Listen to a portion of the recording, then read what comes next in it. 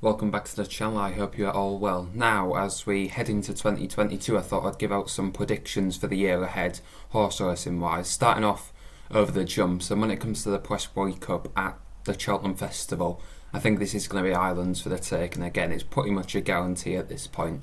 If you remember back to last year, they won 23 of the 28 races, with English trainers only training 5 winners. And I think a very similar story could happen again. Just that even Willie Mullins alone might train more than the English trainers. Add to that Henry de Bromhead. Gordon Elliott is back firing on all cylinders and has some very good horses, such as like Phil Daw, who's favourite for the Triumph Hurdle. I think it is almost a guarantee, and probably is a certainty, that Ireland will be winning this by probably an embarrassing score against the English.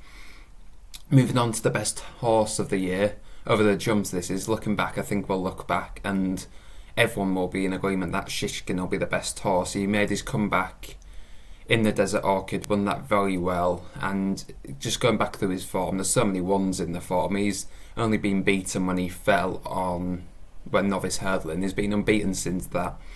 If you look back all the way through his form, even the Supreme, how he managed to win that, he was nearly stopped by a follow in front of him, then Nico de Boinville somehow got him back up to win. And I think heading forward, he's probably the champion chase winner. I'd love to see him take on an Ergamine for Willie Mullins, and I think Shishkin just is top class, and we've got to appreciate how good he is before he retires eventually, but hopefully that won't be for a while. Moving back onto the flat, and I think it's going to be the year of Charlie Appleby and Godolphin yet again. They've got some serious horses when you think Adia, Hurricane Lane, Native Trial, who looks a monster, Coribus.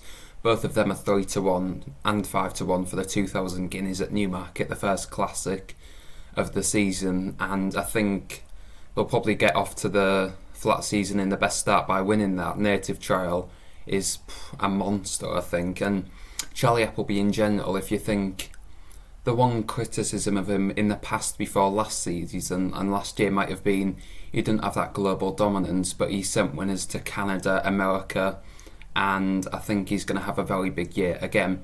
Also, stable jockey from William Buick, I think he's probably going to be champion jockey, with Oisin Murphy has relinquished his licence for the time being. Hopefully we'll see him back in the saddle, and hopefully he makes a full recovery after admitting he does have some problems. I think that was very brave of him, and it's a credit that he's came out and done that, and hopefully he gets the help that he needs.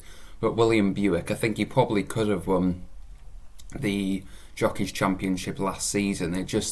He probably didn't believe it and didn't fully enter the race until the last couple of weeks because he was that close. That new rule that jockeys can only attend one meeting really did help him, and he is a class jockey, probably one of the best on the flats, maybe the best in my opinion.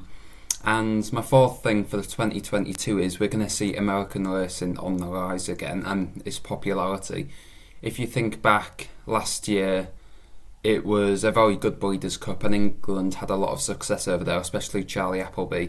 And I think for me that was an eye-opener to how good American racing is, and some of the horses there. If you think Nick Skur was brilliant in the Breeders' Cup win, and he's going to run in the Pegasus before retiring.